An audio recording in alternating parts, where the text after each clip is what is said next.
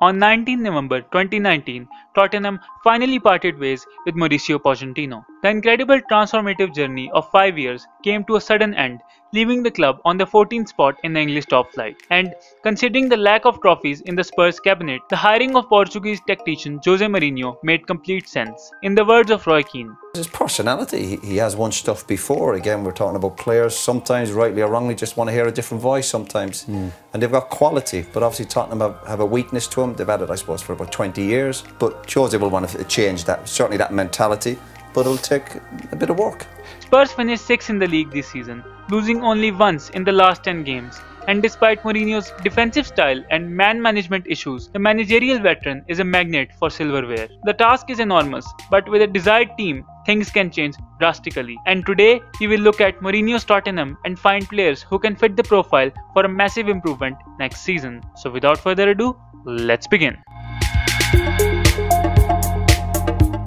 From John Terry and Ricardo Carvalho to Pepe and Rafael Varane, Jose's success in Porto, Chelsea and Real Madrid all were built on rock-hard defenses. The criteria is different at Spurs, but the winning formula remains unchanged, and Tottenham need to make at least 2 defensive signings to challenge for any trophy next season.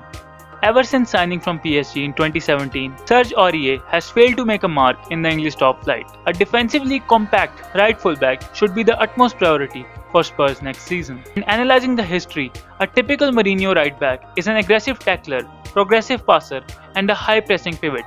Options for this position are aplenty, but the most realistic one is Serginho Dest from Ajax. The 18-year-old is far from a finished article, but his numbers tell a different tale. In 33 appearances this season, the Dutch fullback managed 1.8 tackles and 0.8 interceptions per 90. Although the aerial ability and ball control need some polishing, still the defender was only dribbled past 0.4 times per 90. Offensively, the defender is a progressive passer, securing 4 assists in all competitions this season. Jose Mourinho prefers to transition from one defensive block to 2 defensive blocks throughout the match, and Serginho Dest will fit this system perfectly. The Dutch-born right back is valued currently at 18 million. Max Aarons from Norwich and Ricardo Pereira from Leicester City are the other 2 options.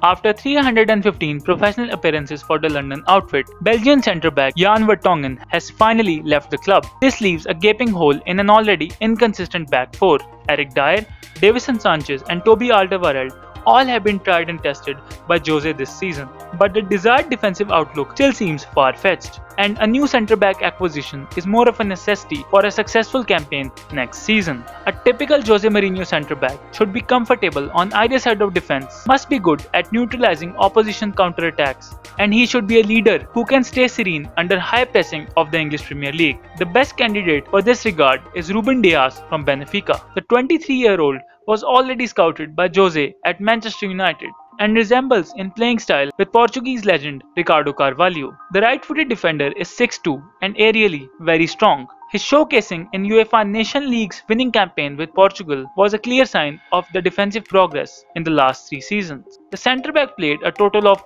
47 matches this campaign, securing 1.3 tackles and 0.9 interceptions per 90. The most admirable quality about the defender is his ball-playing ability. The time is right for Dias to move to a better league with better opportunities. Currently valued at 30 million, the purchase can be realized with departures this summer. Nicole Vedi and Martin Hinteregger are our other 2 picks for this spot. The absence of a backup striker was pretty evident when a half-injured Harry Kane failed to make an impact in the Champions League final against Liverpool. Spurs do need a reliable centre-forward who can promise at least 10 to 15 goals as a secondary striker. Ideally, Jose Mourinho's preferred system makes best use of a striker with a high defensive work rate and the ability to drop deep and hold up play in deeper positions. Players like Edinson Cavani and Mario Mandzukic make perfect sense, but our pick is a more realistic one, the 25-year-old Habib Diallo of FC Metz. This season, the striker secured 13 goals and 3 assists in all competitions. The standout qualities of Diallo include aerial ability, off-the-ball movement, and goal-poaching ability. This season, the striker managed 2.9 shots and 0.9 key passes per 90 in the final third. In Mourinho's modified 4-2-3-1, the frontman should be able to press high and cut opposition passing lanes. Diallo fulfills the criteria efficiently. As a secondary striker, Diallo offers a plenty. Latest scouting reports rate the forward at a mere 15 million, that is categorized as a bargain.